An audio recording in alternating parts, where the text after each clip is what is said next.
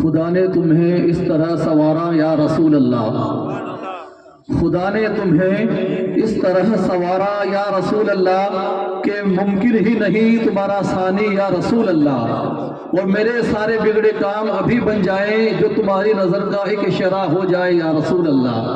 اور سید صاحب نے بھی کہا تھا کہ ہم کسی کو نہیں پکارتے، حضور سید العلماء نے کہا تھا کسی کی جے وجے ہم کیوں پکاریں، کیا غرض ہم کو، کسی کی جے وجے ہم کیوں پکاریں، کیا غرض ہم کو، ہمیں کافی ہے سید اپنا نعرہ یا رسول اللہ، ہمیں کافی ہے سید اپنا نعرہ یا رسول اللہ۔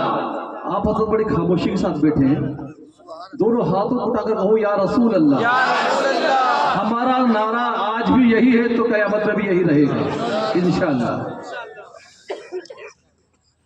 اللہ کی سرتاب قدم شان ہے یہ، اللہ کی سرتاب قدم شان ہے یہ، انسان نہیں انسان وہ انسان ہے یہ، قرآن تو ایمان بتاتا ہے انہیں، ایمان یہ کہتا ہے میری جان ہے یہ، اور جان ہے عشق مصطفیٰ، جان ہے عشق مصطفیٰ، روز وضو کرے خدا، جس کو ہو درد کا مزہ ناز دوا اٹھائے کیوں، جس کو ہو درد کا مزہ ناز دوا اٹھائے کیوں، اور پھر کے گلی گلی تباہ ٹھوکرے سب کی کھائے کیوں، دل کو جو عقل دے خدا تیری گلی سے جائے کیوں۔ حضرات گرامی، آج ہماری بڑی خوش نصیبی ہے کہ آج ہمارے ممبر نور پر مناظر اہل سنت حضرت علامہ مولانا حافظ احسان اقبال صاحب قبلہ جلوہ فرما ہے۔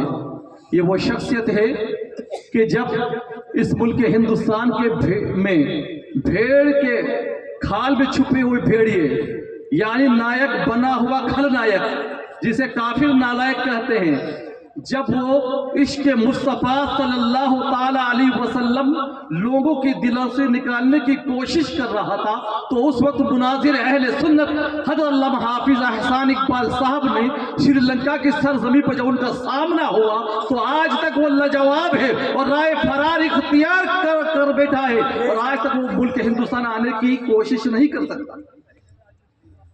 تو یہ وہ شخصیت ہے کہ جنہوں نے اہل سنت و جماعت کے بھولے بھالے مسلمانوں کا ایمان چھیننے والے اس خلنائک کا پوسٹ مارٹم کیا جو آج تک حضرت کے سوال کا جواب نہ دے سکا۔ میں اسی خطیب کو خطابت کے لیے دعوت دے رہا ہوں جو محتاج نہیں ہے شہرت کے لیے، اور جن کا خطاب سننے کے لیے آپ کا دل مچل اٹھے گا مدینے کی زیارت کے لیے۔ تو آپ لوگ بیدار ہیں؟ پیچھے والے ہاتھ اٹھا کر کہی یا رسول اللہ، یا رسول اللہ، دائیں والے بھی بولے یا حبیب اللہ۔ ماشاءاللہ، سبحان اللہ۔ سنی دعوت اسلامی کی جانب سے یہ 5واں تاجدار شب اسرا کا یہ پروگرام ہے، اور کل کی جو شب نکلی ہے وہ معراج مصطفیٰ صلی اللہ تعالی علیہ وسلم کی شب نکلی ہے۔ عرش سے نور چلا حرم تک پہنچا، سلسلہ میرے گناہوں کا تیرے کرم تک پہنچا، آقا تیری معراج یہ ہے کہ تو کہاں تک پہنچا، لیکن میری معراج یہ ہے کہ میں تیرے قدم تک پہنچا۔ اور وہی لامکاں کے مکی ہوئے، سرے عرش تخت نشی ہوئے، وہ نبی ہے جن کے ہیں یہ مکا، وہ خدا ہے جس کا مکان نہیں۔ تو میرے دوستو عزیزوں، آئیے ہم اور آپ سب مل کر اپنی بیداری کا ثبوت دیتے ہوئے نعرہ تکبیر اور نعرہ رسالت کی صدا کو بلند کریں گے، اور بلند آواز سے نعرے کا جواب دیں گے نعرہ تکبیر۔ پیچھے والے حضرات بھی بلند آواز سے نعرے کا جواب دیں۔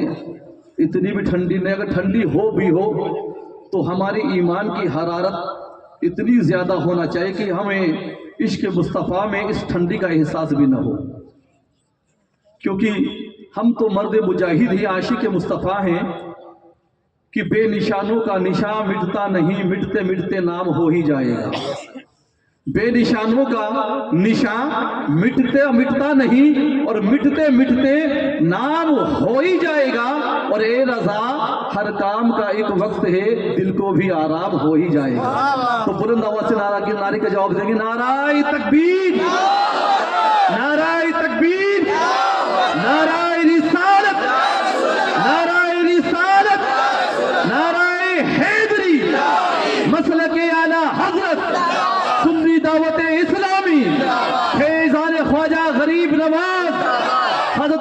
حافظ احسان اقبال صاحب قبلہ، نعرہ تکبیر، نعرہ رسالت۔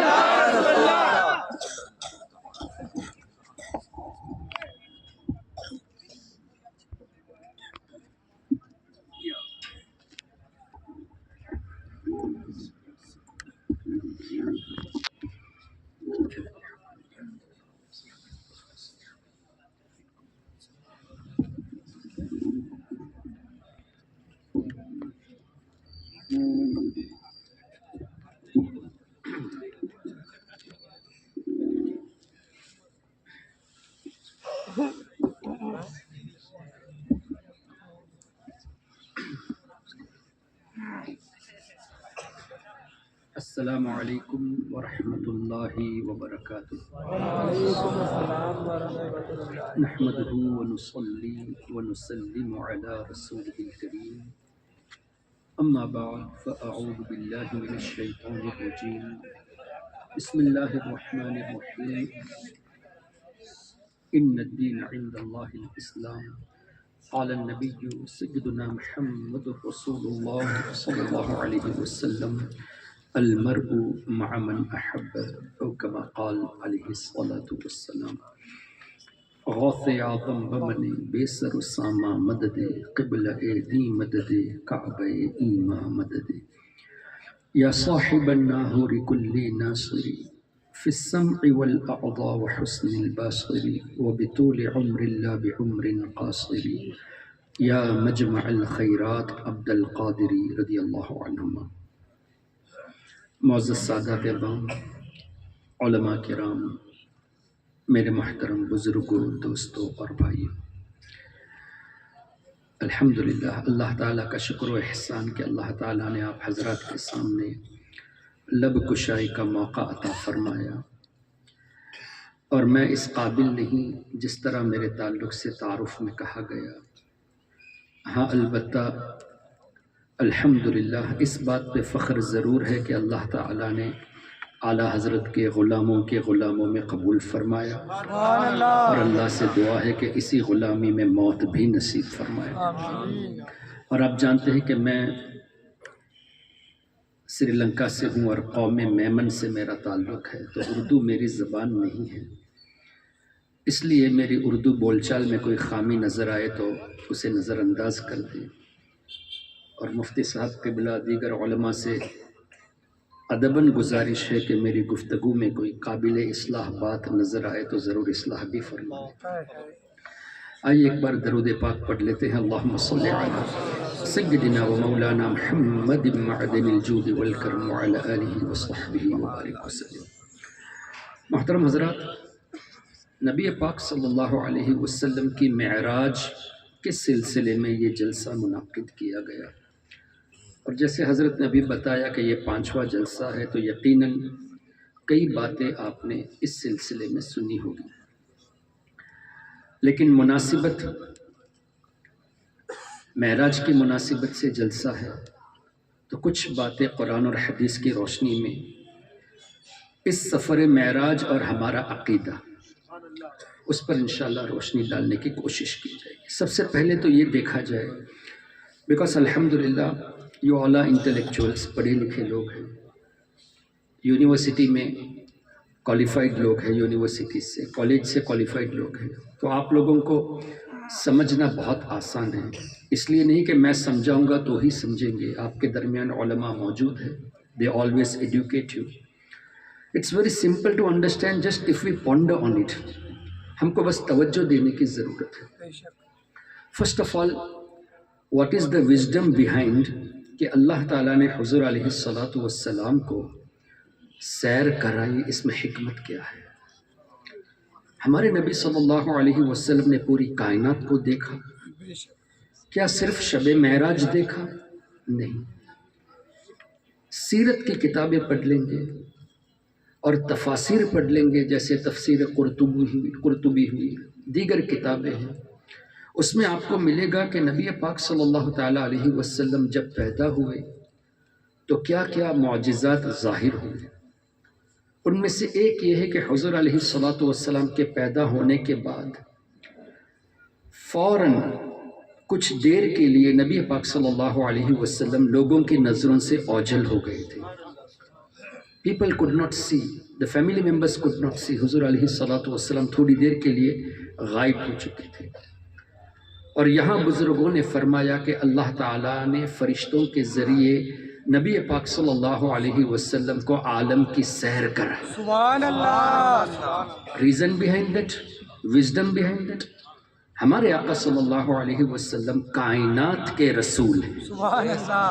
جب کائنات کے رسول ہیں, everything has to be under his observation. بے شک.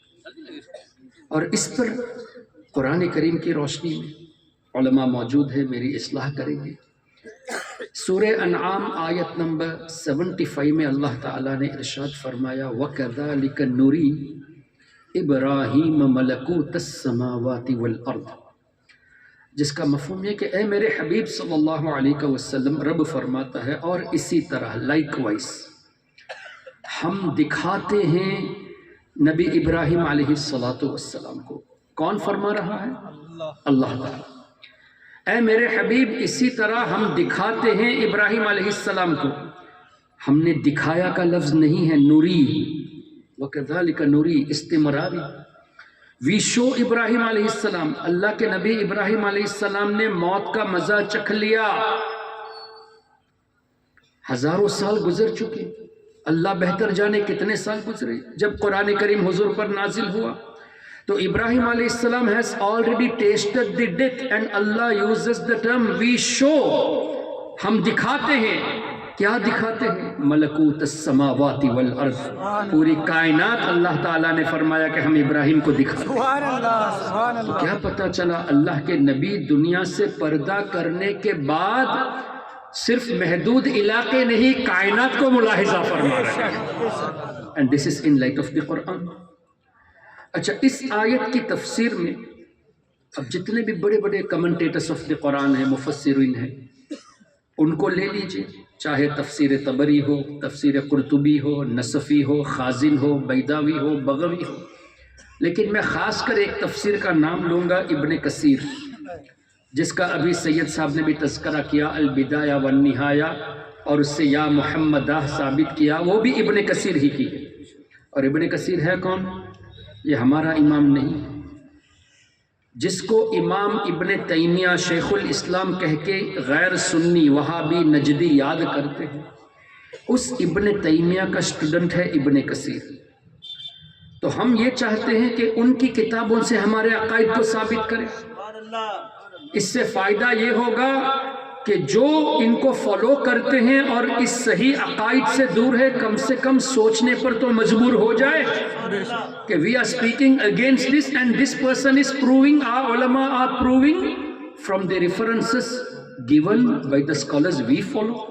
جن کو وہ فالو کرتے ہیں انہی کے ریفرنس ہمارے علماء پیش کرتے ہیں. تو حافظ ابن کثیر نے ایک جملہ لکھا, فَلَمْ يَخْفَ عَلَيْهِ شَيْءٌ من اعمال الخلائق. کیا مفہوم؟ اللہ کے نبی سیدنا ابراہیم خلیل علیہ السلام کی نظروں سے فلم یخف علیہ شیء من عمل خلق نہیں ہے, کسی ایک مخلوق کا کوئی ایک عمل نہیں لکھا. من اعمال الخلائق, جتنی بھی اللہ کی مخلوق ہیں, ان تمام مخلوق کے جتنے بھی اعمال ہیں, ان میں سے ایک عمل بھی ابراہیم علیہ السلام سے نہیں چھپا. سبحان اللہ. Not a single action of a single creation was hidden from the sight of سیدنا ابراہیم علیہ السلام. ایک عمل بھی نہیں چھپا. یعنی ہمارا آج یہاں جمع ہونا ہزاروں سال پہلے اللہ کے نبی ابراہیم علیہ السلام نے دیکھ لیا. کس نے لکھا؟ ابن تیمیہ کے شاگرد حافظ ابن کثیر نے. تم کہتے ہو کہ نبی دنیا سے پردہ کرنے کے بعد مردہ ہے, مٹی میں مل گئے ہیں, سننے کی طاقت نہیں, دیکھنے کی طاقت نہیں. ارے اللہ اکبر, اللہ کے نبی ابراہیم علیہ السلام آج بھی ہمیں دیکھ رہے ہیں, یہ نص قرآن سے ہے. تو کون سے قرآن اور حدیث کی تم بات کرتے ہو کہ ہم we will follow only Quran, we will follow only حدیث؟ یہ تو قرآن سے ثابت ہے کہ آج بھی ابراہیم علیہ السلام کائنات کا ملاحظہ فرما رہا. اور اعلیٰ حضرت امام احمد رضا رحمۃ اللہ علیہ نے اس پر بڑی نفیس بات ارشاد فرمائی کہ رب نے فرمایا وَكَذَلِكَ، اور اسی طرح. کیا مطلب؟ اے حبیب جس طرح آپ کو دکھاتے ہیں ابراہیم علیہ السلام کو بھی دکھاتے ہیں، لیکن ہمارے آقا صلی اللہ علیہ وسلم بھی پوری کائنات کو دیکھ رہے ہیں. اچھا، یہ دیکھ رہے ہیں کی بات ہے. ایک حدیث پاک صحیح مسلم میں آج 8 فروری 2024 نبی پاک صلی اللہ علیہ وسلم نے 1400 سال پہلے فرمایا، اور صحیح مسلم میں امام مسلم نے اس روایت کو نقل کیا، عُرِضَتْ عَلَيَّ أَعْمَالُ أُمَّتِي، کہ ہمارے آقا فرماتے ہیں میری امت کے تمام اعمال. یہاں بھی عمل امتی نہیں فرمایا کہ میرے کسی ایک امتی کا ایک عمل نہیں، عُرِضَت پیش کیے گئے، علیہ مجھ پر، already presented before me. What was presented? اعمال امتی، میری پوری امت کے جتنے بھی اعمال ہیں سب میں نے دیکھ لیا. 1400 سال پہلے حضور نے فرمایا پوری امت کے اعمال دیکھ لیا، یعنی قیامت تک جو کوئی بھی کچھ بھی عمل کرنے والا ہے ان سب کو ایڈوانس میں حضور علیہ السلام نے دیکھ لیا. اب کوئی اس پر یہ اعتراض نہ کرے کہ اس حدیث کا مطلب یہ تھوڑی ہے کہ تمام اعمال دیکھ لیے. ویسے ڈائریکٹ الفاظ سے یہ ہمیں بے وقوف بنانے کی کوشش کرتے ہیں. جہاں تفسیر کی ضرورت ہوتی ہے وہاں تفسیر لیتے نہیں ہیں. ڈائریکٹ ورڈ ٹو ورڈ سے سنیوں کو کنفیوز کرنے کی کوشش کرتے ہیں. آئیے ورڈ ٹو ورڈ ہم بات کرنے کے لیے تیار ہیں. یہاں حضور علیہ السلام نے اعمال امتی فرمایا، میری تمام امت کے تمام اعمال پیش کیے گئے. آگے فرمایا حسنھا و سیئھا، میری امت کے نیک اعمال بھی میں نے دیکھ لیے، بد اعمالیہ بھی میں نے دیکھ لیے. اور اس سے یہ نہ کہنا کہ اس سے بھی تعویل ہو سکتی ہے، نہیں. ہمارے آقا آگے فرماتے ہیں کہ نیک عمل میں وہ عمل بھی دیکھا کہ راستے میں تکلیف دہ چیز کو کوئی ہٹا رہا ہے، یعنی یہ معمولی سا عمل، چھوٹا سا عمل بھی میں نے دیکھ لیا ہے. اگر آپ راستے میں جاتے وقت اس جلسے کے بعد دیکھیں گے کوئی کانٹا پڑا ہوا ہے، کسی کو تکلیف نہ ہو، آپ ہٹانے کی نیت کر کے ہٹائیں گے. آج آپ ہٹائیں گے، حضور نے دیکھ لیا پہلے سے کہ آپ ہٹانے والے ہو. اور وسیئھا، برے اعمال میں نے اس عمل کو بھی دیکھ لیا کہ مسجد میں کسی نے کھنکھار کیا اور اس کو صاف نہیں کیا. آج ایسا ہو رہا ہے، لوگ صفائی کا خیال نہیں رکھتے. اس عمل کو بھی ہمارے نبی صلی اللہ علیہ وسلم نے ایڈوانس میں دیکھ لیا. اچھا، یہ مت کہنا کہ یہ حدیث پاک ضعیف ہو سکتی ہے. ایک تو صحیح مسلم میں امام مسلم نے روایت کی، لیکن ان لوگوں کی عادت ہے جہاں ہمارے آقا کی بات آئے، فضائل کی بات آئے، اولیاء کی بات آئے تو کچھ نہ کچھ سیلف اوپینین دینے کی کوشش کرتے ہیں. لیکن قرآن کریم کے تعلق سے ایسا نہیں کر سکے. کیا فرمایا رب نے سورہ توبہ آیت نمبر 105، وَقُلِ اعْمَلُوا، اے میرے حبیب آپ فرما دیجئے، قل اعملوا، اے لوگو عمل کرو، فَسَيَرَ اللَّهُ عَمَلَكُمْ، اللہ تمہارے اعمال دیکھے گا. یہاں اللہ نے اس پر ختم نہیں فرمایا. وَقُلِ اعْمَلُوا فَسَيَرَ اللَّهُ عَمَلَكُمْ، اللہ تمہارے اعمال دیکھے گا، وَرَسُولُهُ، اللہ کے رسول تمہارے اعمال دیکھیں گے. رب نے فرما دیا میرا رسول تمہارے اعمال دیکھے گا. سبحان اللہ. اللہ کا دیکھنا اور ہے، ذاتی طور سے ہے. رسول کا دیکھنا اللہ کی عطا سے. لیکن اے نجدیو، تم ڈائریکٹ قرآن کی آیت سے بات کرتے ہو تو آؤ اس کا ترجمہ کر کے دکھاؤ. جب اللہ نے خود فرما دیا رسول دیکھیں گے تو رسول کا دیکھنا نص قرآن سے ثابت ہو گیا. اور آگے رب نے فرمایا والمؤمنون، تفاسیر اٹھا لیجئے، اللہ کے نیک بندے بھی ہمارے اعمال دیکھتے ہیں. سرکار سیدنا امام اعظم امام ابو حنیفہ، سیدنا امام مالک، امام شافعی، امام احمد ابن حنبل، سیدی سرکار پیر پیرا میر میرا شاہ جیلا حضرت غوث اعظم شیخ عبد القادر جیلانی، خواجہ خواجہ خواجہ غریب نواز سید احمد کبیر رفاعی، حضرت سیدنا ضیاء الدین، اس طرح کے بزرگان دین ہمارے اعمال دیکھتے ہیں. یہ بعید نہیں بلکہ نص قرآن سے ثابت ہے کہ اللہ جسے چاہے جیسی چاہے وسعت نظر عطا فرماتا ہے. وَقُلْ اعْمَلُوا عَمَلَكُمْ فَسَيَرَى اللَّهُ عَمَلَكُمْ وَرَسُولُهُ وَالْمُؤْمِنُونَ. سبحان اللہ. اس آیت کی تفسیر میں بھی بڑے بڑے مفسرون کو دیکھ لیں، اور بالخصوص وہابیوں کے امام ابن تیمیہ کا شاگرد ابن کثیر کو دیکھ لیں. لیکن یہ بات بھی بتا دوں، یہ جو روایت میں ابھی بیان کرنے جا رہا ہوں آپ کو انگلش ورژن ابن کثیر میں نہیں ملے گی.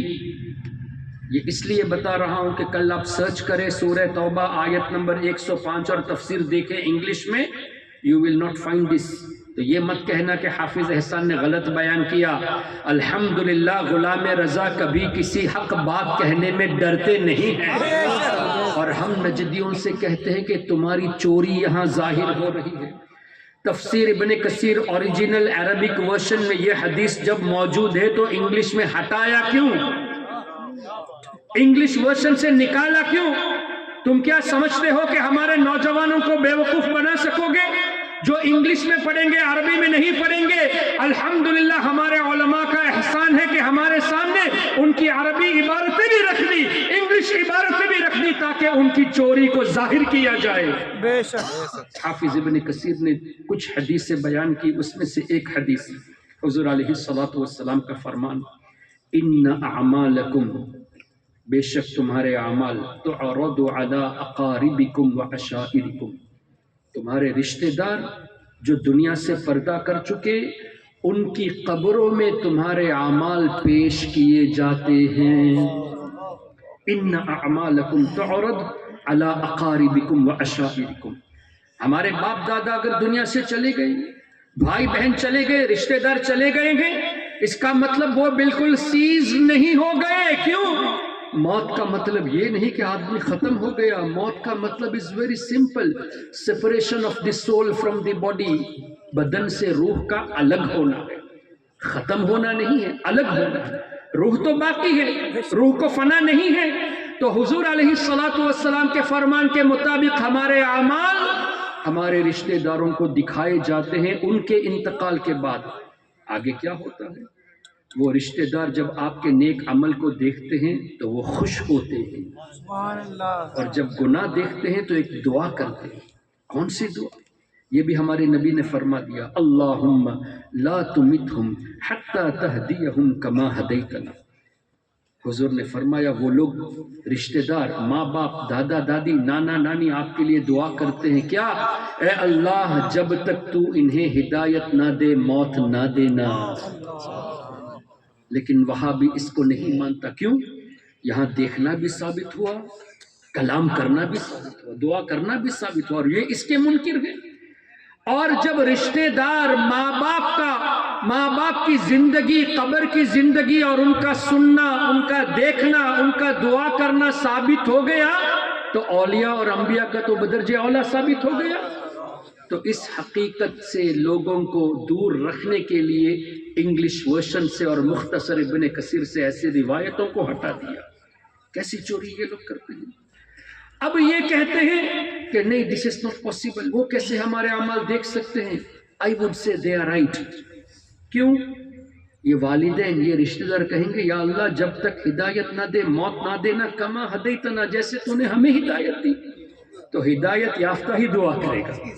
تم تو اپنے ماں باپ، دادا دادی کو یا رسول اللہ کہنے پر مشرک ٹھہرا دیے، تو تمہارے نزدیک وہ ہدایت پر نہیں تو تمہارے لیے دعا ہی کیوں کریں گے؟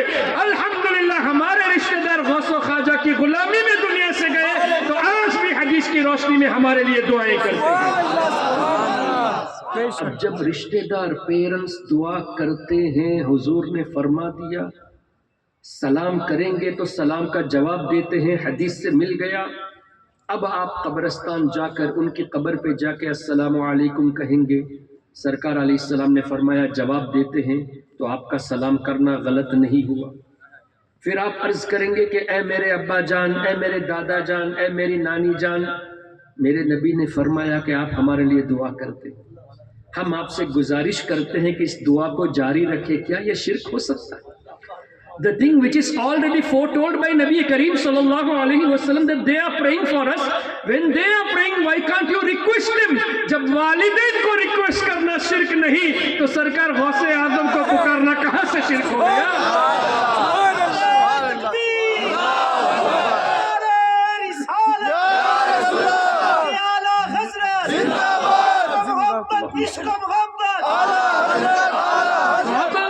حضور علیہ الصلوۃ والسلام نے پوری کائنات میں جتنے مخلوق ہیں سب کے اعمال ایڈوانس میں دیکھ لیے، اور جب پیدا ہوئے اللہ تعالیٰ نے انہیں سیر بھی کرائی، اور شب معراج پھر اللہ کو منظور کہ میرے حبیب کو سیر کرائی جائے۔ تو اللہ تبارک و تعالیٰ نے یہ اہتمام فرمایا کہ سیدنا جبریل امین علیہ الصلوۃ والسلام کو بھیجا۔ حضور علیہ الصلوۃ والسلام سیدہ ام ہانی رضی اللہ عنہا کے گھر پہ آرام فرما رہے ہیں، اور واقعات آپ نے سنے ہوں گے کہ حضرت جبریل امین علیہ الصلوۃ والسلام تشریف لائے تو حضور علیہ السلام آرام فرما رہے تھے، اٹھائے کیسے؟ کیا یہ کہہ سکتے کہ یا محمد اٹھیے جانا ہے؟ نہیں، انبیاء کرام کے خادم ہوتے ہیں فرشتے، تو ایون جبریل امین علیہ الصلوۃ والسلام از خادم آف نبی کریم صلی اللہ علیہ وسلم۔ اچھا، آرام فرما رہے تھے، اس کا مطلب یہ ہے کہ حضور علیہ السلام کو خبر نہیں جبریل امین تشریف لائے ہیں؟ نو، وائی؟ بیکاز حدیث شریف میں یہ بھی آیا ہے کہ سرکار علیہ السلام فرماتے ہیں ہماری آنکھیں آرام کرتی ہے، دل جاگتا ہے۔ So apparently eyes are resting, the heart is always awake۔ تو ہمارے آقا دل کی آنکھوں سے دیکھے ہیں کہ جبریل علیہ السلام آئے ہوئے ہیں۔ اب ایک طرح سے جبریل امین کا امتحان ہو رہا ہے کہ پکار رہے ہیں یا ادب کو بجا لا رہے ہیں۔ اور یہ دل کی آنکھیں، کتابیں اٹھا کر دیکھ لیجیے، سیرت کی کتابیں پڑھیے، جب نبی پاک صلی اللہ علیہ وسلم کا قلب مبارک نکالا گیا، زمزم سے دھویا گیا، تو فرماتے ہیں کہ دل مبارک میں 2 آنکھیں تھیں۔ سرکار علیہ الصلوۃ والسلام کو اللہ نے ایسا رکھا کہ دل میں بھی اللہ تعالیٰ نے ان کے لیے آنکھیں رکھی ہے۔ اچھا، ابھی مفتی منک کا نام لیا تھا سید صاحب نے، اس نے یہ جملہ کہا، اور یہ نیٹ میں موجود ہے، میں نے اس کا جواب بھی دیا۔ اس نے یہ جملہ کہا کہ حضور علیہ الصلوۃ والسلام کے قلب مبارک کو زمزم سے دھویا گیا، پیوریفائی کیا گیا، پاک کیا گیا۔ پھر یہ کہتا ہے کہ کس چیز سے پاک کیا گیا؟ انگلش میں کہا جیلسی، حسد سے پاک کیا گیا، پرائیڈ، فخر سے پاک کیا گیا، اینگر فار نو ریزن، بلا وجہ غصہ کرنا، یہ بھی حضور میں موجود تھا، اس کو بھی ہٹایا گیا۔ And all these bad qualities, بری کوالٹیز کو ہٹایا گیا۔ کیا کہنا چاہتے ہو تم کہ معاذ اللہ حضور علیہ السلام کے دل میں حسد بھرا ہوا تھا کہ جس کو صاف کیا گیا؟ کیا جیلسی بھری ہوئی تھی؟ کیا فخر بھرا ہوا تھا؟ کیا اینگر فار نو ریزن تھا؟ کیا ڈسیپشن، کسی کو دھوکہ دینا، کیا یہ حضور کی خاصیت ہو سکتی ہے؟ کیا حضور کے اندر یہ موجود ہو سکتی ہے؟ عیب نہیں، حضور علیہ السلام تو عیب سے پاک ہے، یہ میں نہیں کہتا، اعلیٰ حضرت نے بھی اپنی مرضی سے نہیں فرمایا کہ تیرے تو بس عیب تناہی سے ہے بری، حیران ہوں میرے شاہ میں کیا کیا کہوں تجھے، بلکہ امام احمد رضا نے حضرت حسان بن ثابت کے اشعار سے فرمایا کہ وَأَحْسَنُ مِنْكَ لَمْ تَرَ قَطُّ عَيْنِي وَأَجْمَلُ مِنْكَ لَمْ تَلِدِ النِّسَاءُ خلقت مبرأ من کل عیب، اللہ نے آپ کو ہر عیب سے پاک بنایا، کأنک قد خلقت کما تشاء، سبحان اللہ۔ تو ہمارے بزرگوں نے حدیث کی روشنی میں یہ بیان کیا، لیکن ان نجدی فالوورز نے کیا کیا کہ حضور علیہ السلام کے دل کو پاک کیا گیا۔ لیکن محترم حضرات، حقیقت یہ نہیں ہے، بلکہ اس کی تشریح میں ملا علی قاری رحمۃ اللہ علیہ اور دیگر بزرگان دین فرماتے ہیں کہ نبی پاک صلی اللہ تعالی علیہ وسلم کے دل مبارک کو دھویا گیا، اور اس میں کئی حکمتیں بیان کی۔ ایک حکمت یہ ہے کہ زمزم کو بھی حضور کے دل مبارک کا شرف دینا، یہ نہیں کہ زمزم سے دل کو دھویا گیا، زمزم کو برکت دینا مقصود تھا۔ اچھا، پھر مزید کیا؟ کسی ڈاکٹر یہاں موجود ہو، ان کو معلوم ہوگا، یا جو سائنس پڑھنے والے ہیں ان کو معلوم ہوگا، دل کو آپ باہر نکال دیں گے، رگیں کاٹ دیں گے، دل باہر آ گیا، جب کنیکشن نہیں رہا تو انسان تو انتقال کر جائے گا۔ ہارٹ سرجری ہوتی ہے تو دل کو باہر نہیں نکالا جاتا پورا، یعنی ویلز جو ہے نا وہ رگیں باقی رہتی ہے، اس کو ڈسکنیکٹ نہیں کیا جاتا، ڈسکنیکٹ کریں گے تو آدمی مر جائے گا۔ اب حضور علیہ الصلوۃ والسلام فرماتے ہیں کہ میں نے دیکھا کہ میرے قلب مبارک کو نکالا جا رہا ہے، قلب مبارک کو دھویا جا رہا ہے، تو ہاتھ مبارک جسم سے الگ ہے، حضور اس وقت بھی حیات ہے، اور ایسے حیات ہے کہ دیکھ بھی رہے ہیں، بتا بھی رہے ہیں۔ سبحان اللہ۔ واقعات کو بتانا، دیکھنا ثابت ہوا تو قلب مبارک باہر رہنے کی صورت میں بھی حضور علیہ السلام دیکھ رہے ہیں. کیا پتا چلا؟ دل یہ منبع حیات نہیں، زندگی دینے والا رب ہے، وہ بغیر قلب کے بھی حضور کو زندگی عطا فرما دے. اور اسی سے ہمارے بزرگوں نے استدلال فرمایا کہ نبی پاک صلی اللہ علیہ وسلم کی روح مبارکہ جب قبض ان کی مرضی سے کی گئی. یہ جملہ میں نے جو کہا کہ حضور کی مرضی سے کی گئی، اس میں بھی کچھ وجہ ہے. تمام انبیاء کرام سے ملک الموت روح قبض کرنے سے پہلے اجازت طلب کرتے ہیں. انبیاء کرام اجازت دے تب روح مبارکہ قبض کی جاتی ہے. نبی پاک صلی اللہ علیہ وسلم کی بارگاہ میں حضرت جبریل امین علیہ السلام 3 روز تک مسلسل تشریف لائے. مشکات شریف میں باب وفات النبی صلی اللہ علیہ وسلم میں یہ روایت موجود ہے. حدیث کا مفہوم، جبریل امین تشریف لائے اور فرما رہے ہیں یا رسول اللہ، Allah is asking how are you feeling. Allah یہ پوچھ رہا ہے کہ آپ اپنے کو کیسا پاتے، جبکہ اللہ تو باخبر ہے، ہر چیز کو جاننے والا ہے. حضور علیہ السلام نے ایک جملہ ارشاد فرمایا، مغمومن، میں غمگین ہوں. اب اس کو لے کر نجدیوں نے کہا دیکھو حضور کو کتنی تکلیف ہو رہی تھی. اے بے وقوفو، تشریح پڑھو. حضور علیہ السلام مغمومن فرمایا کیوں؟ امت کی فکر میں تھے، امت کے غم میں تھے، ہر وقت امت کی بخشش کے لیے دعائیں کرتے تھے. اور جہاں تک تکلیف کی بات ہے، الفاظ جو حدیث میں ہیں اس کی وضاحت، اس کی تشریح موجود ہے، لیکن آسانی سے سمجھنے کے لیے مسند امام احمد بن حنبل اور دیگر کتابوں میں یہ روایت موجود ہے کہ اللہ کا نیک بندہ جب دنیا سے جاتا ہے تو ملک الموت حضرت عزرائیل علیہ السلام ان کی روح جب قبض کرتے ہیں تو کہتے ہیں کہ آؤ اپنے رب کی رضا کی طرف. اور روح مبارکہ اس ولی کی اس طرح قبض کی جاتی ہے جیسے پانی کے برتن سے پانی کا قطرہ نکالا جائے. پانی کے برتن سے قطرہ نکالنا مشکل کام ہے، آسانی سے نکلتا ہے. تو حضور علیہ السلام کے غلاموں کا یہ حال ہے کہ آسانی سے روح مبارکہ نکالی جاتی ہے اور تم حضور کو تکلیف والی بات کرتے ہو. یہ کہاں کا انصاف ہے؟ وہاں مغمومن سے مراد امت کی فکر میں تھے. تو نبی پاک صلی اللہ علیہ وسلم نے اس طرح جواب دیا. دوسرے دن بھی جبریل امین نے سوال کیا، وہی جواب تیسرے دن بھی. اور اس وقت ایک فرشتہ جن کا نام حضرت اسماعیل علیہ السلام ہے، ان کے بارے میں حدیث میں آتا ہے کہ 1,00,000 ایسے فرشتوں کے سردار ہیں کہ ان 1,00,000 میں ہر ایک فرشتہ 1,00,000 فرشتوں کے سردار ہے. حضرت اسماعیل علیہ السلام از لیڈر آف 100,000 اینجلس. اس 100,000 اینجلس میں ہر ایک 1,00,000 فرشتوں کا سردار ہے. وہ بھی ساتھ میں تھے اور ملک الموت نے اندر آنے کی اجازت لی. روح قبض کرنے کے لیے اجازت لینا الگ ہے، حضور کے دربار میں آنے کے لیے بھی اجازت لینی پڑی. جبریل علیہ السلام کے ذریعے حضور علیہ السلام نے اجازت دے دی، آ گئے اندر. پھر کہا یا رسول اللہ صلی اللہ علیہ وسلم، آپ سے اجازت چاہتا ہوں، اللہ تعالیٰ کا حکم لایا ہوں، آپ اگر اجازت دے تو روح مبارکہ قبض کروں گا، ورنہ میں واپس چلا جاؤں گا. ہمارے آقا فرماتے ہیں کیا واقعی ایسا کرو گے اگر میں نے اجازت نہ دی؟ حدیث کا مفہوم. ملک الموت نے کہا ہاں یا رسول اللہ، اللہ کا حکم ہی یہی ہے that I should obey you. آپ جو کہیں گے اسی پر مجھے عمل کرنا ہے. آپ اجازت نہیں دیں گے تو I will go back، میں واپس چلا جاؤں گا. پھر حضور علیہ السلام نے سیدنا جبریل امین کی طرف دیکھا. جبریل امین نے فرمایا اللہ آپ سے ملاقات کا مشتاق ہے. پھر حضور نے اجازت دی اور ان کی اجازت سے روح مبارکہ قبض کی گئی. اب ہمارے علماء فرماتے ہیں، سید سعید احمد کاظمی رحمت اللہ علیہ نے بھی اس بات کو لکھا، ہمارے بزرگان دین فرماتے ہیں کہ اس وقت روح مبارکہ قبض کی گئی. اعلیٰ حضرت نے بھی اس کی وضاحت فرما دی، انبیاء کو بھی اجل آنی ہے مگر ایسی کہ بس آنی ہے. ایک آن کے لیے موت آئی، پھر فوراً انبیاء کرام کی روح ارواح مبارکہ ان کے جسموں میں ڈال دی جاتی ہے.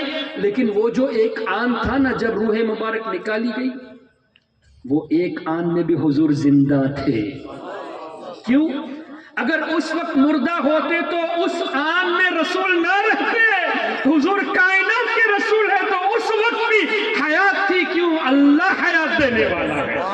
حضور علیہ السلام روح کے محتاج نہیں، یعنی روح قبض کر دی گئی تو موت، ایسا نہیں، اس وقت بھی حضور علیہ السلام رسول تھے۔ رسول تھے کا مطلب حیات تھے، اگر رسول نہ ہوتے تو ایک مومن کے لیے کائنات کے رسول نہ ہوتے، اور یہ پاسبل نہیں ہے۔ اس طرح کی نکات ہمارے علماء نے بیان کی ہے۔ تو میں یہ عرض کر رہا تھا کائنات کے رسول ہیں۔ اب دلیل قرآن سے، تبارک الذی نزل الفرقان علی عبدہ لیکون للعالمین نذیرا، اللہ نے فرمایا ہم نے ہمارے حبیب کو عالمین کے لیے ڈر سنانے والا بنا کر بھیجا۔ تو جب کائنات کے رسول ہیں تو کائنات کی سیر کرنا، this is nothing new, everything is apparent in front of نبی کریم صلی اللہ علیہ وسلم۔ تو جبریل امین تشریف لائے، حضور ان کو بھی جانتے ہیں، دیکھ رہے ہیں، کیوں؟ قلب مبارک یہ جاگ رہا ہے، اللہ کے ذکر میں مشغول ہے۔ اور جبریل امین علیہ السلام نے ادب کے ساتھ اپنی پیشانی یا بھویں جھکا دی حضور علیہ السلام کے قدموں میں۔ ہمارے آقا صلی اللہ علیہ وسلم نے آنکھ کھولی، پھر یہ مکالمہ ہوا کہ یا رسول اللہ ہمیں سفر کے لیے نکلنا ہے۔ براق لایا گیا، اور آپ جانتے ہیں براق نور سے بنا ہے، اور نور کی سپیڈ، لائٹ کی سپیڈ گوگل کر کے دیکھ لیجئے، 1 سیکنڈ میں 3 لاکھ کلومیٹر کی سپیڈ ہے، 300,000 کلومیٹر پر سیکنڈ۔ تو لائٹ کی سپیڈ آج سائنس نے یہ بتایا کہ per second it travels 300,000 kilometres, اور براق یہ نور سے بنا ہے۔ تو براق جو حضور علیہ السلام کے نور میں سے ایک معمولی سا حصہ ہے، معمولی اس لیے کہا کہ یعنی چھوٹا سا حصہ، حضور کے نور کو معمولی نہیں کہتا، ایک چھوٹے سے حصے سے براق بنایا گیا، تو اس کی رفتار اتنی ممکن، تو حضور علیہ السلام جو سراپا نور ہے ان کی شان ہی کیا ہوگی۔ رب نے فرمایا سبحان الذی اسری بعبدہ لیلا من المسجد الحرام الی المسجد الاقصی، رات کے قلیل حصے میں، چھوٹے سے حصے میں، جبکہ اس دور میں مسجد حرام سے مسجد اقصی کا سفر تقریباً 1.25 مہینے کا ڈسٹنس تھا، تو جانا 1.25 مہینہ، آنا 1.25 مہینہ، 2.5 مہینہ، لیکن رب نے فرمایا پارٹ آف دی نائٹ، رات کے قلیل حصے میں۔ اب اس کا کوئی انکار کرے گا this is not possible, how is it possible, کافر ہو جائے گا، کیوں؟ قرآن کے خلاف۔ تو رب نے فرما دیا میری ذات پاک ہے، میں لے گیا اپنے بندے کو۔ تو جب اللہ لے گیا تو اس میں کون سی بعید بات ہے کہ ہم اس پر اعتراض کریں کہ this is impossible? If you say this is impossible you will be out of the fold of Islam, تو ہمیں یہ ماننا ضروری ہے۔ اچھا، وہ رات کے قلیل حصے میں 2.5 مہینے کا سفر، یہ الگ بات ہے کہ آسمانوں کا سفر ہوا، پھر سدرۃ المنتہا، پھر عرش کا سفر، پھر لامکاں۔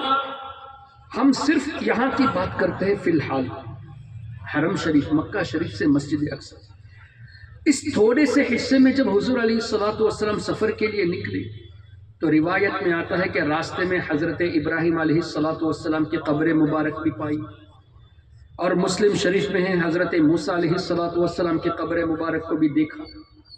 غالباً حضرت عیسیٰ علیہ السلام کی پیدائش کی جگہ پر بھی حضور علیہ السلام تشریف لے گئے، وہاں سے بھی گزر ہوا، اور کئی جگہوں پہ نبی پاک صلی اللہ علیہ وسلم نے نماز بھی ادا کی، جیسے مسجد اقصی میں ادا کی۔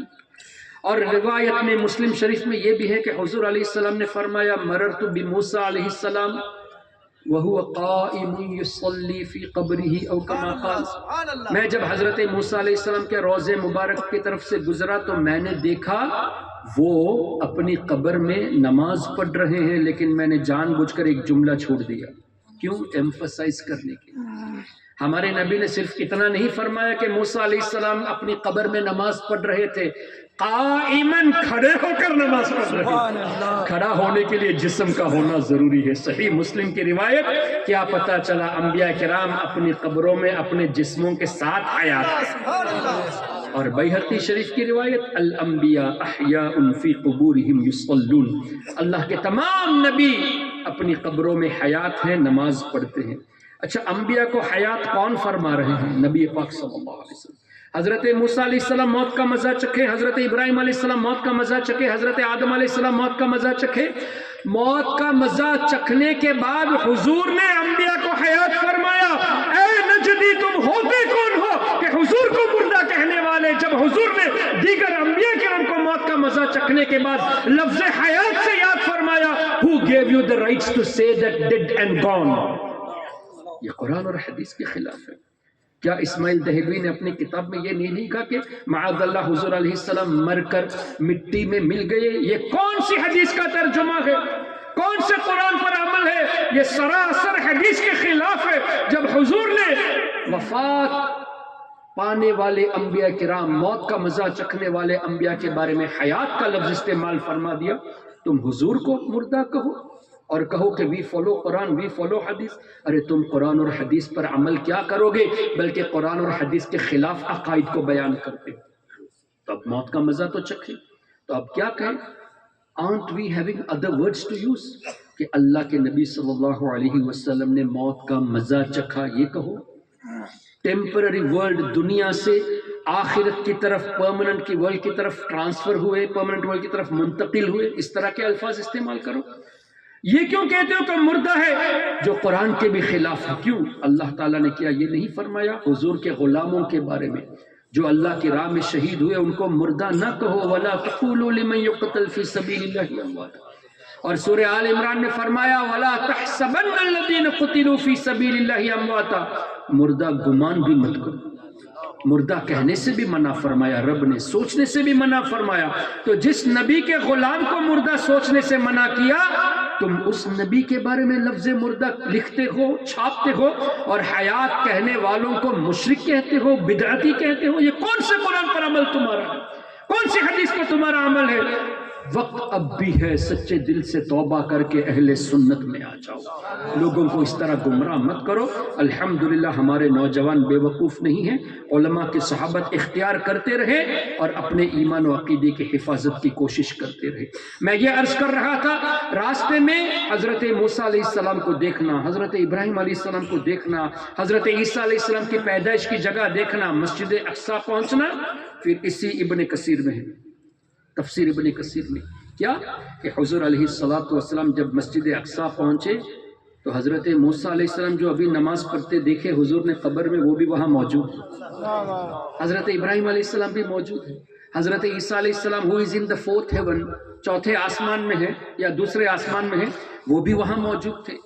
اللہ کے تمام انبیاء کرام مسجد اقصیٰ میں موجود، تو صرف حضور نے نماز نہیں پڑھائی۔ تفسیر ابن کثیر میں بھی لکھا ہوا ہے کہ سیدنا ابراہیم علیہ السلام نے بیان فرمایا، سبحان اللہ، اللہ کی حمد بیان کی کہ اللہ نے مجھے خلیل بنایا، اللہ نے مجھے ایسی ایسی نعمتیں دی۔ کن کے سامنے؟ وفات شدہ انبیاء کے سامنے وفات شدہ نبی بیان فرمایا۔ حضرت ابراہیم علیہ السلام نے موت کا مزہ چکھا اور دیگر انبیاء نے موت کا مزہ چکھا، وہاں حضرت عیسیٰ بھی موجود، ہمارے نبی بھی موجود جنہوں نے ابھی تک موت کا مزہ نہیں چکھا تھا۔ تو اب ابراہیم علیہ السلام کے آڈینس میں وہ انبیاء ہیں جو موت کا مزہ چکھ چکے، تو موت کا مزہ چکھنے کے بعد ایک نبی دوسرے انبیاء کے سامنے بیان فرما رہے ہیں، سبحان اللہ، اللہ کی حمد بیان فرما۔ کہاں لکھا ہے؟ تفسیر ابن کثیر میں۔ پھر حضرت موسیٰ علیہ السلام انہوں نے بھی اللہ کی تعریف کی کہ اللہ نے مجھے کلام کا شرف عطا فرمایا، اللہ نے مجھے یہ نعمتیں دی۔ حضرت عیسیٰ علیہ السلام نے بھی بیان فرمایا کہ اللہ تعالیٰ نے مجھے ایسے ایسے معجزات دیے کہ میں مادرزاد اندھوں کو شفا، آنکھیں بینائی دیتا تھا، کوڑ والوں کو شفا دیتا تھا، اللہ کے حکم سے مردوں کو زندہ کرتا تھا۔ حضرت داؤد علیہ السلام نے بھی اللہ کی حمد بیان کی کہ اللہ نے مجھے ایسے معجزات عطا فرمایا کہ لوہے کو میرے لیے نرم فرما دیا۔ میں جب تورات کی تلاوت، زبور کی تلاوت کرتا تو پہاڑ بھی جھک جاتے، پرندے بھی آ جاتے، ایسی نعمتوں سے اللہ نے مجھے نوازا۔ کما قال، حضرت سلیمان علیہ السلام نے بھی اللہ کی تعریف کی کہ اللہ نے مجھے ایسا ملک عطا فرمایا کہ بہت بڑی حکومت اللہ نے مجھے عطا کی، شیاطین کو اللہ نے میرے کنٹرول میں رکھ دیا۔ والشیاطین کیا ہے؟ قرآن کی آیت ہے، اللہ تعالیٰ ارشاد فرماتا ہے فَسَخَّرْنَا لَهُ الرِّيحَ، ہم نے ہوا کو سلیمان علیہ السلام کے کنٹرول میں دے دیا۔ فَسَخَّرْنَا لَهُ الرِّيحَ تَجْرِي بِأَمْرِهِ، جہاں سلیمان علیہ السلام اشارہ فرمائے حکم دے ہوا اس طرف جائے، اگر تیز ہوا اس طرف سے آئے، آپ کہے ہوا چلی جا تو کیا جائے گی؟ لیکن حضرت سلیمان علیہ السلام کے بارے میں رب نے فرمایا تجری بامرہ، جہاں وہ حکم دے ہوا اس طرف رخ موڑ لے۔ والشیاطین کل بناء وغواص، اور شیاطین کو بھی اللہ نے سلیمان علیہ السلام کے کنٹرول میں رکھ دیا. شیطان کے ذریعے انسان گناہ کرتا ہے. جب شیطان ہی انڈر کنٹرول آف نبی ہے تو نبی سے گناہ کیسے ہو سکتا ہے؟ اللہ اکبر. اچھا، یہ تو حضور علیہ الصلوۃ والسلام اور دیگر انبیاء کی بات ہوئی. آیت الکرسی کی تشریح، آیت الکرسی کی تفسیر میں آپ دیکھ لیجئے. سیدنا ابو ہریرہ رضی اللہ عنہ کا واقعہ ہے کہ حضور علیہ السلام نے کچھ مال کس دیکھ بھال کے لیے انہیں مقرر فرمایا. 3 دن تک شیطان آیا ایک فقیر کی حیثیت سے کہ میں محتاج ہوں، مجھے دے دو. اور آخر میں کیا کہا اس نے کہ میں ایک ایسا وظیفہ بتاؤں گا کہ آپ اس کو پڑھ کر سوئیں گے تو آپ کی حفاظت ہوگی. اس طرح کی بات چلی. پھر حضور علیہ السلام نے فرمایا کہ وہ شیطان تھا، اگرچہ اس نے یہ بات صحیح کہی. اسی واقعے میں، اسی تفسیر میں ایک اور روایت ہے کہ شیطان سے حضرت ابو ہریرہ رضی اللہ تعالی عنہ نے اس طرح ارشاد فرمایا کہ حضور علیہ الصلوۃ، اس میں جملہ کچھ اس طرح ہے کہ اللہ تعالیٰ نے حضور علیہ الصلوۃ والسلام کے انڈر میں، کنٹرول میں شیطان کو رکھ دیا. اس طرح کے ایک جملے ہیں. بلکہ حضرت ابو ہریرہ، مجھے اس وقت جملہ یاد نہیں آ رہا، کہ حضور علیہ الصلوۃ والسلام کے تعلق سے بھی ہے اور حضرت ابو ہریرہ رضی اللہ عنہ کے تعلق سے بھی ہے کہ حضرت ابو ہریرہ نے جب قبضہ کر لیا تو وہ چھڑا نہیں سکتا تھا. خیر وہ جملہ یاد نہیں آ رہا، ابھی کبھی یاد آئے گا تو انشاءاللہ میں بتا دوں گا. عرض یہ کر رہا تھا کہ اللہ کے نبی کے طفیل صحابہ بھی محفوظ ہیں. بے شک. انبیاء تو معصوم ہیں، فرشتے معصوم ہیں، اللہ کے نیک بندے محفوظ ہیں، ان کو بھی اللہ نے گناہوں سے پاک رکھا ہے. خیر، تو میں یہ عرض کر رہا تھا کہ نبی پاک صلی اللہ علیہ وسلم مسجد اقصی میں موجود.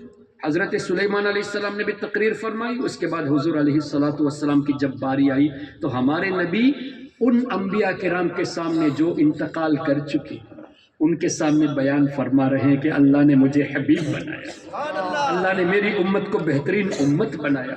حضور نے اپنی شان بیان کی، اللہ کے نعمتوں کا ذکر کیا، اور پھر مسجد اقصی میں نماز بھی ہوئی. اس میں بھی ابن کثیر میں 2 روایتیں ہیں. ایک میں یہ کہ سیدنا جبریل علیہ الصلوۃ والسلام نے ارشاد فرمایا کہ یا رسول اللہ، اللہ نے جتنے انبیاء بھیجے سب نے آپ کے پیچھے نماز ادا کی. اور دوسری روایت ہے کہ حضور خود فرماتے ہیں میں نے تمام نبیوں کی امامت کی. حضور علیہ الصلوۃ والسلام نے کن کی امامت کی؟ وہ انبیاء جو موت کا مزہ چکھ چکے. اب کیا پتا چلا؟ انبیاء کرام یہ دکھا رہے ہیں کہ یا رسول اللہ، اگرچہ ہم آپ سے پہلے آ چکے ہیں لیکن حقیقت یہ ہے کہ امام تو آپ ہی ہمارے. تبھی تو اعلیٰ حضرت نے فرمایا نماز اقصی میں تھا یہی سر، آیا ہو معنی اول آخر، کہ دست بستہ ہے پیچھے حاضر جو سلطنت آگے کر گئے تھے. تو مسجد اقصی میں نماز ہوئی. پھر حضور علیہ الصلوۃ والسلام آسمانوں کی طرف تشریف لے گئے. پہلے آسمان میں دیکھا حضرت آدم علیہ السلام موجود جبکہ مسجد اقصی میں موجود تھے. دوسرے آسمان میں حضرت یحییٰ حضرت عیسیٰ علیہ السلام موجود، وہ بھی مسجد اقصی میں موجود تھے. تیسرے آسمان میں حضرت ادریس علیہ السلام موجود، وہ بھی مسجد اقصی میں موجود تھے. چوتھے آسمان میں حضرت یوسف علیہ، تیسرے میں یوسف علیہ السلام، چوتھے میں ادریس علیہ السلام، پانچویں میں ہارون علیہ السلام، چھٹے میں موسیٰ علیہ السلام، ساتویں میں ابراہیم علیہ السلام. ارے موسیٰ علیہ السلام راستے میں نماز پڑھتے ہوئے بھی دیکھے گئے. مسجد اقصی میں بھی موجود، آسمان میں بھی موجود. یہ کب کی بات ہے؟ لیلم، رات کے قلیل حصے میں تو اتنے واقعات ہو رہے ہیں، اتنے حصے میں، small part of the night میں اتنے سارے واقعات ہو رہے ہیں. سیدنا امام عبد الوہاب شعرانی رحمت اللہ علیہ فرماتے ہیں کہ معراج کے واقعے سے یہ عقیدہ بھی ظاہر ہو گیا کہ اللہ کا نبی ایک ہی وقت میں ایک سے زائد جگہ پہ رہنے کی قدرت رکھتے ہیں. They are able to be present in more than one place at the same given time. Why? Allah has given them such powers. اچھا ایک اور بات، براق میں حضور علیہ الصلوۃ والسلام مسجد اقصی تشریف لے گئے. پھر حضور علیہ الصلوۃ والسلام آسمانوں کی طرف تشریف لے گئے، لیکن وہاں پہلے سے آدم علیہ السلام موجود تھے. تو بظاہر یہ لگتا ہے کہ حضور کی سپیڈ سے زیادہ آدم علیہ السلام کی سپیڈ تھی. بظاہر یہ لگتا ہے کہ یحییٰ علیہ السلام کی سپیڈ حضور علیہ الصلوۃ والسلام سے زیادہ تھی. حقیقت یہ نہیں ہے، بلکہ حضور علیہ السلام تفاسیر کے مطابق سیڑھیوں میں تشریف لے گئے تھے. اگر حضور علیہ السلام ڈائریکٹ تشریف لے جاتے تو ضرور انبیاء کرام سے پہلے پہنچ جاتے. تو یہاں انبیاء کرام کی طاقت کا دکھانا بھی مقصود کہ اللہ نے انبیاء کرام کو وہ طاقتیں دی کہ ان کے توسل سے جو چیزیں پیدا کی گئی ہے ان سے زیادہ طاقت اللہ نے نبیوں کو عطا فرمائی ہے۔ اچھا پھر بخاری شریف اٹھا لے، مسلم شریف اٹھا لے، الفاظ آتے ہیں فرحب ودعا لی، حضرت آدم علیہ السلام نے مجھے ویلکم کیا اور میرے لیے دعا کی، حضرت یحییٰ علیہ السلام نے مجھے ویلکم کیا، فرحب ودعا لی، میرے لیے دعا کی۔ تو وفات شدہ انبیاء کرام دعا بھی فرماتے ہیں وصال کے بعد۔ ابھی سید صاحب نے بتایا سیدنا موسیٰ علیہ السلام نے وفات شریف کے بعد مدد کی، دعا کرنا بھی بخاری شریف سے ثابت ہے۔ ودعا لی کا لفظ حضور علیہ السلام نے ارشاد فرمایا۔ کیا پتا چلا اللہ کے نبیوں کو ہمارے جیسا نہیں سمجھنا چاہیے۔ The thing which we do not comprehend, it doesn't mean Allah has not given such powers to His chosen servants. اللہ جسے چاہے جیسی چاہے طاقت عطا فرماتا ہے۔ اس کے بعد کیا ہوا؟ جبریل امین علیہ السلام کا جو اسٹیشن ہے سدرۃ المنتہا، وہاں پہ جب پہنچے تو جبریل علیہ السلام نے یہ کہا نا کہ یا رسول اللہ اس سے آگے میں نہیں جا سکتا، اگر جاؤں گا تو اللہ کی تجلی کو برداشت نہیں کر پاؤں گا اور میں ختم ہو جاؤں گا۔ تو کیا ہمارے نبی نے اس طرح فرمایا او جبریل you were اکمپننگ me all this time, اب مجھے چھوڑ کر کہاں جا رہے ہو؟ بلکہ روایتوں میں آتا ہے حضور نے پوچھا کہ اے جبریل تمہاری کوئی خواہش ہے تو بتا دو۔ If you have any wish, let me know. I will present in the court of Allah تبارک و تعالیٰ۔ تو حضرت جبریل امین نے فرمایا نا ہاں یا رسول اللہ، ایک خواہش ہے کہ آپ کی امت جب پل صراط سے گزرے تو میں اپنے نورانی پروں کو بچھا دوں۔ اب اعلیٰ حضرت امام احمد رضا کی نظر سے جب یہ روایت گزری تو اعلیٰ حضرت نے ارشاد فرمایا کہ چلو پل صراط سے گزرنے کا وقت ہے، اللہ ہم سب کو تیزی کے ساتھ گزار دے حضور کے صدقے میں۔ پل صراط سے گزرنے کا وقت ہے، فرشتوں کو بتا رہے ہیں کہ اے فرشتوں جبریل امین کو ذرا انفارم تو کر دو، اہل صراط روح امی کو خبر کرے، جاتی ہے امت نبوی فرش پر کرے، اپنے پروں کو فرش بنا دیجئے، حضور کی امت جانے والی ہے، آپ کی خواہش تھی نا اہل صراط روح امی کو خبر کرے، جاتی ہے امت نبوی فرش پر کرے۔ یہ کہہ تو دیا اعلیٰ حضرت نے، پھر اعلیٰ حضرت کو خیال آیا، اپنے عاجزی کا بھی اظہار فرمایا کہ ہم گنہگار، ہمارے پیر جبریل امین کے نورانی پروں پہ لگے، یہ ادب کے خلاف ہو جائے گا، اب کیا کیا جائے؟ ان کی خواہش تھی حضور نے پوری کرا دی تو وہ تو ہونا ہی ہے اور ہم کو گزرنا ہے، لیکن ادب کا بھی تو معاملہ ہے۔ تو فرماتے ہیں یا رسول اللہ آپ ہی کچھ کرم فرما دیجئے، پل سے اتارو رہ گزر کو خبر نہ ہو، جبریل پر بچھائیں تو پر کو خبر نہ ہو۔ کیا عشق ہے، کیا محبت ہے، کیا ادب ہے، سبحان اللہ۔ پھر نبی پاک صلی اللہ علیہ وسلم عرش تک تشریف لے گئے، کیا پتہ چلا عرش نے بھی حضور کے قدموں کا بوسہ لیا، عرش کو بھی یہ شرف ملا کہ نبی پاک صلی اللہ علیہ وسلم کے قدمین شریفین کا بوسہ لے۔ بیت المعمور میں حضور علیہ السلام نے فرشتوں کی امامت کی، مسجد اقصی میں انبیاء کرام کی امامت، بیت المعمور میں فرشتوں کی امامت۔ پھر ہم سب جانتے ہیں کہ ایسی جگہ تشریف لے گئے جس کو جگہ بھی نہیں کہہ سکتے، لا مکان، وہی لا مکان کے مکی ہوئے، سر عرش تخت نشی ہوئے، یہ نبی ہے جن کے ہے یہ مکان، وہ خدا ہے جس کا مکان نہیں۔ اب کیسے گئے، کس اینگل سے گئے؟ جب لا مکان ہے تو there is no direction۔ اللہ تعالیٰ جسم و جسمانیات سے پاک ہے، اسپیس سے پاک ہے، پلیس سے پاک ہے، شیپ سے پاک ہے، تو what is the route؟ جیسے اجمیر شریف ہم کو جانا ہے، آپ لوگ بھی جاتے رہتے ہیں، آپ کو پتہ ہے کہ جے پور سے یہ روٹ ہے اور بیچ میں اتنے مائلز بورڈ سائن بورڈز آئیں گے کہ یہاں اب 10 مائل ہوئے، 15 مائل ہوئے، 20 کلومیٹر ہوئے، 25 کلومیٹر ہوئے، ابھی اتنا باقی ہے۔ آپ کسی کے ساتھ جائیں گے تو کوئی گائیڈ تو رہے گا، آپ مسافر ہے کوئی گائیڈ رہے گا تو آپ سے کوئی پوچھے گا، آپ کو پتہ نہیں تو گائیڈ سے تو پوچھ سکتا ہے نا کہ فلاں آدمی کیسے گئے، کس راستے سے گئے، سنگ منزل، مرحلے، یہ مراحل سب ہوتا ہے، لیکن لا مکان میں تو کچھ بھی نہیں ہے۔ تو اعلیٰ حضرت ارشاد فرماتے ہیں سراغ عین و متا کہاں تھا؟ عربی میں آئینہ کہتے ہیں کہاں، متا کب، کہاں کب، اس کا کوئی سراغ ہی نہیں تھا۔ سراغ عین و متا کہاں تھا؟ نشان کیف و الا کہاں تھا؟ کیف کیسے گئے، الا کہاں تک گئے یعنی کدھر سے گئے؟ جے پور سے گئے، اجمیر تک گئے، کیسے گئے؟ گاڑی میں گئے، تو وہاں تو کوئی سراغ ہی نہیں ہے کہ سراغ عین و متا کہاں تھا، نشان کیف و الا کہاں تھا، نہ کوئی راہی، کوئی ساتھ تھا ہی نہیں کہ اس سے بھی پوچھا جائے، جبریل امین بھی تو نہیں تھے، نہ کوئی راہی، نہ کوئی ساتھی، نہ سنگ منزل، نہ مرحلہ۔ مرحلے تھے. سبحان اللہ. جب کوئی تھا ہی نہیں تو کیسے پوچھا جائے؟ یعنی لا مکان کے تعلق سے اعلیٰ حضرت نے کیسی وضاحت فرمائی اور کس تیزی سے حضور علیہ الصلوۃ والسلام تشریف لے گئے. اصلیت ان کی حقیقت کا وہاں اظہار ہوا. اعلیٰ حضرت فرماتے ہیں چلا وہ سروے چما خراما نہ رک سکا سدرا سے بھی داما پلک جھپکتی رہی وہ کب کے سب این و آ سے گزر چکے تھے. جبریل علیہ السلام بھی ان کی رفتار کو دیکھ نہ سکے. فرشتے جو وہاں موجود تھے وہ بھی دیکھے کہ سواری دولہا کی دور پہنچی، بارات میں ہوش ہی گئے تھے. کوئی حضور کو فالو کر ہی نہ سکا، کوئی حضور کی تیزی کو پکڑ ہی نہ سکا. اس کے بعد رب تبارک و تعالی کا دیدار. اس پر بھی مختلف باتیں لوگ کرتے ہیں. نجدی کہتے ہیں کہ حضور نے اللہ کو نہیں دیکھا، جبکہ تفسیر ابن کثیر ہی میں وہ روایت بھی موجود ہے جو سیدہ عائشہ صدیقہ نے فرمایا کہ جو یہ کہے کہ حضور نے اللہ کو دیکھا اس نے غلط بیان کیا. اور یہ روایت بھی موجود ہے کہ حضور نے فرمایا میں نے اپنے رب کو دیکھا. سبحان اللہ. تو اے نجدیو، دونوں روایتیں موجود ہیں تو صرف اس روایت کو لیتے ہو، اس کو کیوں نہیں لیتے؟ اب آرگیومنٹ سے کے لیے دیکھا جائے تو سیدہ عائشہ نے اگر یہ فرما دیا اس کی بھی تعویل ہے، اس کا بھی جواب ہے. مان لیتے ہیں for the sake of argument Syeda Aisha نے فرمایا حضور نے اللہ کو نہیں دیکھا، لیکن حضور فرماتے ہیں میں نے اللہ کو دیکھا. اب کس کی بات کو مانیں گے؟ حضور کی بات ہی کو مانیں گے. تو وہاں حضور کی بات سے انکار کیوں؟ وہاں تم سیدہ عائشہ کی بات کو لیتے ہو، سرکار علیہ السلام کی بات کو نہیں لیتے. اچھا، پھر سیدہ عائشہ صدیقہ نے بھی صحیح فرمایا. کیوں؟ انہوں نے آیت کریمہ پیش کی اس جملے کے بعد لا تدرکہ الابصار.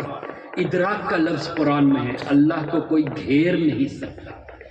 دیکھنے کا انکار نہیں ہے، گھیرنے کا انکار.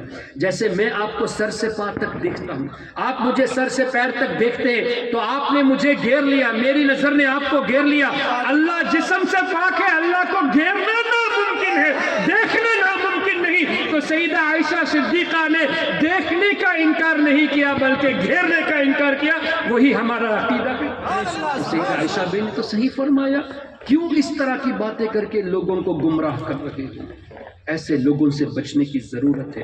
پھر کیا ہوا؟ رب کا دیدار ہوا، کچھ کلام ہوا، مکالمہ ہوا، کچھ باتیں تو ہمیں پتہ چلی حدیث کی روشنی میں، جیسے التحیات للہ والصلوات والطیبات، نمازوں کا تحفہ، یہ پتہ چلا. حضور علیہ السلام نے اللہ کی بارگاہ میں ہماری بخشش کے لیے دعا کی، یہ پتہ چلا کہ اللہ میری امت کو میرے حوالے کر دے. اور بھی کئی باتیں. لیکن کچھ رموز ایسے تھے جو صرف حضور علیہ الصلوۃ والسلام نے اپنے مخصوص صحابہ کرام کو بتایا، اور کچھ رموز و اسرار ایسے جو حضور نے کسی کو نہیں بتایا. صرف اللہ جانتا ہے کیا عطا کیا اور حضور جانتے ہیں کیا عطا ہوا. فَأَوْحَى إِلَىٰ عَبْدِهِ مَا أَوْحَى. سبحان اللہ. اب اعلیٰ حضرت نے جب اس آیت کریمہ کو دیکھا اور ان روایتوں کو دیکھا تو اعلیٰ حضرت فرماتے ہیں کہ ممکن ہے جبریل امین علیہ الصلوۃ والسلام تمام نبیوں کے پاس وحی لے کر تشریف لے گئے، تو ہو سکتا ہے ان کو معلوم ہو وہ رموز کیا تھے. عرش کریشن میں سب سے بڑی مخلوق ہے. ان سائز عرش از اے گریٹ کریشن. اور اے نجدیو، یہ جو تم کہتے ہو نا کہ اللہ عرش پر بیٹھا ہوا ہے، ابن تیمیہ تو اپنے ممبر سے بیان کرتے کرتے سیڑھی اتر کے دکھایا کہ جیسے میں سیڑھی اترتا ہوں اللہ اس طرح آسمان پہ اتر کے آتا ہے. اترنا کب پایا جائے گا؟ جب جسم ہوگا، جب مکان ہوگا. جیسے میں اس وقت اوپر ہوں، میں نیچے آؤں تو میں اوپر نہیں، میں نیچے رہا تو اوپر نہیں، اوپر رہا تو اب نیچے نہیں. نجدی کہتا کہ حضور علیہ الصلوۃ والسلام نے فرمایا کہ رب تبارک و تعالی رات کے آخر حصے میں پہلے آسمان پہ تشریف لاتا ہے، اتر کے آتا ہے. تو اے نجدی، اترنے کا مطلب اللہ عرش پر نہیں ہے. پہلے آسمان میں تہجد کے وقت ہے تو تہجد کے وقت اللہ تعالیٰ عرش پر نہیں ہے تمہارے عقیدے کے مطابق. اور فجر کا وقت ہو گیا تو اللہ پہلے آسمان میں نہیں عرش پر ہے، یہی کہنا چاہتے ہوں. اب اس وقت ہندوستان میں عشاء کا وقت ابھی ہے، ابھی تہجد نہیں ہوئی، لیکن اس وقت جاپان میں تقریباً تہجد کا وقت ہے. تو اے نجدی کیا کہنا چاہتے ہو؟ ہندو پاک سری لنکا بنگلہ دیش والوں کے لیے اللہ تعالیٰ اس وقت عرش میں ہے، اور جاپان والوں کے لیے اللہ تعالیٰ اس وقت پہلے آسمان میں ہے. جب اتر کے آیا تو وہاں نہیں یہاں ہے. تو تم ایک اللہ کا دعویٰ کر کے دو اللہ ثابت کرتے ہو کہ جاپان والوں کے لیے رب تو پہلے آسمان میں ہے اور ہندو پاک والوں کے لیے اللہ تعالیٰ عرش پر ہے. تو دو اللہ تو تم ثابت کرتے ہو اور مشرک ہم کو کہتے ہو. کہاں کی بات ہے؟ حدیث کی تشریح میں یہ ہے کہ اللہ کی رحمت تہجد گزار کے لیے قریب ہوتی ہے، یہ نہیں کہ اللہ اتر کے آتا ہے، اللہ کی رحمت قریب ہوتی ہے۔ تو حضور علیہ السلام نے اللہ تبارک و تعالیٰ کو گھیرا نہیں، دیکھا ہے۔ اللہ جسم و جسمانیت سے پاک ہے۔ نبی پاک صلی اللہ تعالیٰ علیہ وسلم نے فرمایا کچھ رموز و اسرار ایسے جو ہمیں بتائے گئے، کچھ مخصوص کے لیے اور کچھ رموز اعلیٰ حضرت فرماتے ہیں اگرچہ عرش مخلوق میں بڑی سائز ہے اس کو بھی پتہ نہیں۔ لوح محفوظ اس میں تو ما کان و ما یکون، جو کچھ ہو چکا قیامت تک جو کچھ ہونے والا ہے سب لکھا ہوا ہے، ہر چیز موجود ہے لوح محفوظ میں۔ اے نجدی تم کہتے ہو کہ حضور کو ما کان و ما یکون کا علم نہیں، جو ہو چکا جو ہونے والا، یہ عقیدہ رکھو گے تو مشرک ہو جاؤ گے۔ تو لوح محفوظ کے بارے میں کیا عقیدہ رکھو گے؟ اس میں تو ما کان و ما یکون ہے۔ اگر ما کان و ما یکون یہ اللہ کے سوا کسی کو نہیں تو کیا لوح محفوظ اللہ ہے؟ وہ بھی تو مخلوق ہے۔ ارے اللہ کے علم کو تم نے محدود کر دیا کہ اللہ کو اتنا ہی علم ہے۔ اللہ کا علم تو لامحدود ہے، اس کی تو کوئی حد نہیں۔ تو جب لوح محفوظ میں ہے ہر چیز جو ہو چکا جو ہونے والا ہے، مجھے بتائیے اللہ نے قلم کو جب حکم دیا اکتب لکھو، قلم نے پوچھا ما اکتب، اے اللہ میں کیا لکھوں؟ تو اللہ نے فرمایا مقادیر الخلائق او کما قال اللہ، کہ مخلوق کی تقدیر لکھو۔ تو قلم نے مخلوق کی تقدیر لکھی، اس کا مطلب قلم کو اللہ نے پہلے سے علم دے دیا نا۔ قلم جانتا تھا تبھی تو تقدیر لکھا۔ کس میں لکھا؟ لوح محفوظ میں۔ تو لوح محفوظ میں اللہ نے کیوں لکھا؟ کیا اللہ بھول سکتا ہے؟ اللہ تو بھولنے سے پاک ہے، وہ تو ہر چیز کو جانتا ہے۔ تو لکھنے میں حکمت کیا ہے؟ علماء فرماتے ہیں لکھنے میں حکمت یہ ہے کہ فرشتے اور اللہ کے نیک بندوں کو دیکھنے کے لیے کہ بندے کی تقدیر میں کیا ہے۔ تبھی تو سرکار غوث اعظم نے فرمایا میری نظر لوح محفوظ پہ رہتی ہے تاکہ وہ اپنے غلاموں کی قسمت کو جو غلطی پر ہو اس کو بدل کر نیکیوں میں تبدیل کر دے، قسمت کو اچھی کر دے۔ تبھی تو حضور مفتی اعظم ہند نے فرمایا اے غوث پاک جو قسمت ہو میری بری اچھی کر دے، جو عادت ہو بد کر بھلی غوث اعظم۔ تو یہ اللہ تعالیٰ نے لوح محفوظ میں اپنے نیک بندے اور فرشتوں کو دکھانے کے لیے لکھا ہے، نہ کہ اس لیے کہ اللہ تعالیٰ بھولتا ہے، معاذ اللہ رب العالمین۔ تو لوح محفوظ کے پاس ما کان و ما یکون کا علم ہے، اس پر کسی نے شرک کا فتویٰ نہیں لگایا۔ یہی بات حضور کو علم ہے بتاتے تو فوراً شرک کا فتویٰ، یہ کہاں کا انصاف ہے؟ تو لوح محفوظ میں ہر چیز ہے۔ تو اب اعلیٰ حضرت نے نتیجہ یہ نکالا، نہ عرش بری، نہ عرش بری، نہ روح امین، نہ لوح مبین۔ ارے کوئی بھی کہیں عرش کو بھی نہیں معلوم کیا رموز تھے وہاں پر، روح امین جبریل امین کو بھی نہیں معلوم، نہ لوح مبین لوح محفوظ کو بھی نہیں معلوم وہ رموز کیا تھے۔ ارے کوئی کہیں بھی ہو کوئی بھی نہیں سمجھ سکتا۔ اعلیٰ حضرت فرماتے ہیں نہ عرش بری، نہ روح امین، نہ لوح مبین، کوئی بھی کہیں خبر ہی نہیں جو رمزیں کھلی ازل کی نہا تمہارے۔ یہ تو یا رسول اللہ آپ کا خاصہ ہے، اللہ نے جو آپ کو دینا تھا اللہ نے دیا، یہ رموز و اسرار کسی کو نہیں معلوم۔ اس کا مطلب حضور علیہ السلام کا علم اتنا ہے اللہ کے نزدیک محدود، مخلوق کے نزدیک اس کی کوئی حد نہیں۔ کیوں؟ قرآن میں اللہ نے فرمایا وَعَلَّمَكَ مَا لَمْ تَكُنْ تَعْلَمْ، اے حبیب جو کچھ آپ نہیں جانتے تھے ہم نے آپ کو سکھا دیا۔ پھر رب نے فرمایا الرحمن علم القرآن خلق الانسان علمہ البیان، رحمان نے اپنے حبیب کو قرآن سکھایا، انسانیت کی جان محمد صلی اللہ علیہ وسلم کو پیدا کیا اور ما کان وما یکون کا علم سکھایا۔ اب یہ مت کہنا کہ اعلیٰ حضرت نے علمہ البیان کا ترجمہ ما کان وما یکون کیوں کیا؟ یہ اعلیٰ حضرت نے اپنی طرف سے نہیں، اٹھائیے تفسیر طبری، اٹھائیے تفسیر نصفی، تفسیر خازن، تفسیر بغوی۔ امام طبری کب وصال پائے؟ ہجری 310 میں، 1100 سال پہلے بزرگوں کا عقیدہ بتا رہا ہوں۔ امام بغوی کا وصال ہجری 516، 900 سال پہلے کے بزرگ ہیں۔ امام فخر الدین رازی کا وصال ہجری 606، 850 سال پہلے کے بزرگ ہیں۔ امام قرطبی کا وصال ہجری 671، 800 سال پہلے کے بزرگ ہیں۔ 1000، 1100، 900 سال پرانے بزرگوں کا یہ عقیدہ اس آیت کی تفسیر میں فرماتے ہیں، ایک تو علمہ البیان اور ایک وعلمک ما لم تکن تعلم۔ اس کی تفسیر میں فرماتے ہیں کہ اللہ نے حضور کو علم علم الاولین والآخرین، اولین کا علم بھی حضور کو عطا فرما دیا، آخرین کا علم بھی حضور کو اللہ نے عطا فرما دیا، تمام علوم اللہ نے عطا فرما دیے۔ اور ایک جملہ مفسرون نے یہ بھی لکھا وَضَمَائِرُ الْقُلُوبِ، جو تمہارے دلوں میں ہے وہ بھی اللہ نے حضور کو بتایا۔ تو حضور علیہ السلام ہمارے دلوں کے احوال سے بھی باخبر ہیں۔ یہ قرآن اور احادیث کی روشنی میں ہمارے عقائد الحمدللہ واضح ہوتے ہیں، اور معراج سے اس انسیڈنٹ سے کتنے عقائد کلیئر ہوئے۔ انبیاء کرام کا حیات ہونا اپنے جسموں کے ساتھ، انبیاء کرام کا ایک ہی وقت میں ایک سے زیادہ جگہ پہ حاضر ہونا، وفات شدہ انبیاء کرام کا وفات شدہ انبیاء کرام کے سامنے تقریر کرنا، اور انبیاء کرام کا وفات کے بعد موت کا مزہ چکھنے کے بعد ایک ہی جگہ پہ کب پہنچے؟ حضور کے جانے سے پہلے یا حضور کے جانے کے بعد؟ مسجد اقصی میں حضور کے پہنچنے سے پہلے پہنچے۔ اس کا مطلب انبیاء کرام کو معلوم تھا کہ حضور آنے والے ہیں، کس وقت آنے والے ہیں، تاکہ حضور کے آنے سے پہلے ہم پہنچ جائے اور حضور کا استقبال کرے۔ تو انبیاء کرام کا ایڈوانس میں پہنچ جانا یہ بھی ان کے علم کی دلیل ہے۔